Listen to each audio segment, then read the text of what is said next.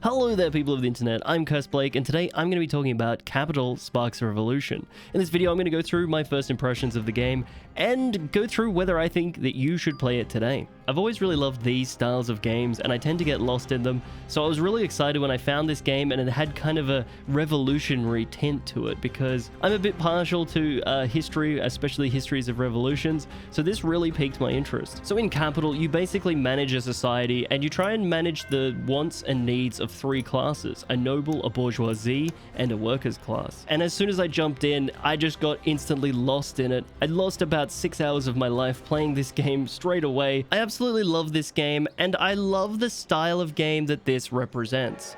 The strategy building managerial style of games is something that I come back to every few years, and I feel like this game is going to be the game that I come back to. This game's management is kind of hectic, it's stressful, and in the best way possible. I find with these games, if you're not feeling a little bit stressed out about trying to manage everything, the game is not working right. This game has the perfect stress level for me. Almost too stressful in some situations, but still very enjoyable. Managing everyone's wants and needs is kind of difficult, but at the same time really enjoyable. I love having different classes to manage because I feel like you can favor one over the other, but if you do heavily favor like the bourgeoisie over the nobles and the workers, you're gonna get screwed over because nothing's gonna get made and you're just gonna have a whole heap of useless bourgeoisie. I like that this game is more built in a city style environment, because a lot of the time with these games, like in a lot of the time I put into Anno, you have to build farms and create food for everyone, and that takes up a lot of space. In this game, you get grain delivered to you via the railway, and you maintain the railway, and the more money you put into the railway, the more grain you get, which means the more food and alcohol you get, which is obviously the two things that you need to survive. What I find really interesting about this game, and something I wish that they'd improved a little bit more, was that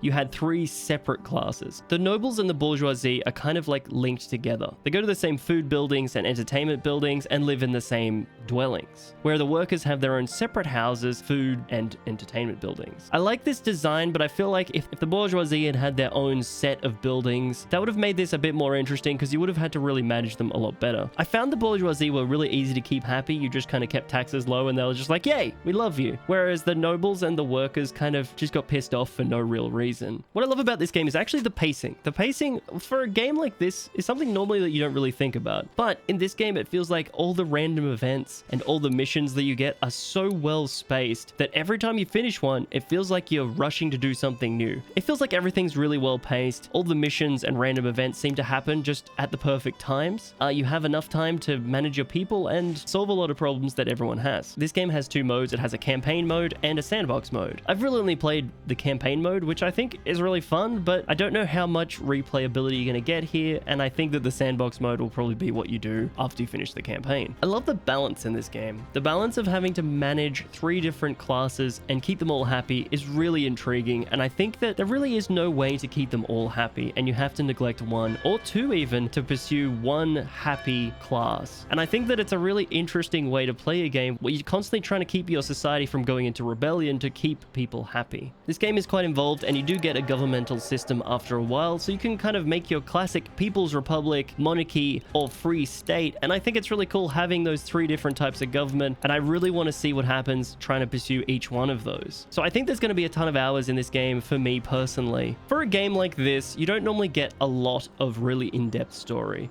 And I wouldn't say that there is a lot in this game, but there is some interesting story here. The characters' interactions are really good, and there's no voice acting or anything here, but it just feels classic. This game looks gorgeous, and I love the way that your empire starts off relatively crap looking with wooden shacks and then slowly progresses to having better and better buildings with brick, then steel houses. I think that everything in this game looks fantastic, even when nobles are throwing Molotov cocktails at your palace. So why do I love this game? I love this game because it just fills me with so much joy playing it. I'm going to have so many hours of fun playing this, trying to nut out how to make everyone happy. These games are kind of my happy place when you have that kind of weird strategy where you don't have to fight an enemy. The enemy is managing the people itself. And I know that this style is old as the hills, but I think this is a refreshing take on it. And I think anybody who likes those managerial strategy city builder games will absolutely love this one. So there's a couple things I don't really like. I don't really like that you can't rotate the map and you can't sort of see stuff that's behind the buildings. buildings, and that kind of led me to build roads and buildings a couple of times where I didn't really get them in the right spot and had to delete them a few times, and it's like a very minor annoyance, but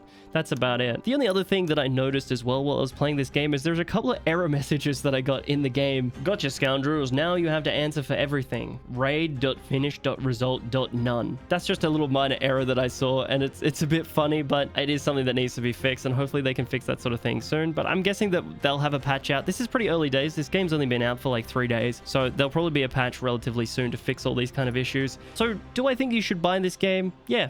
I think this game is great. I think that I'm going to spend tons of hours in this game, so I think everyone else would probably have a lot of fun playing it too. I think that anybody who has played games like Anno, Tropico, even SimCity, you know, they will love this game. If you've been looking at Kapital Sparks of Revolution, it's definitely worth a play, and I think it's absolutely incredible. Because it's an indie developer, it's a lot cheaper than a lot of the other big titles in this, so it's about 30 Australian dollars at the moment, so I think that's awesome value for the amount of playtime you get out of this game.